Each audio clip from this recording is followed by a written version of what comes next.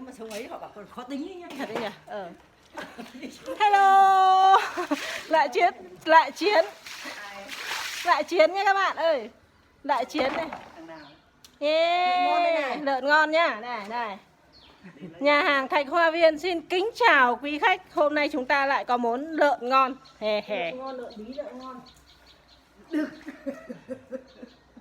Đây, mình sẽ cho các bạn xem nhá. Con lợn mình vừa đi chiến về xong đấy. Lợn rừng đấy.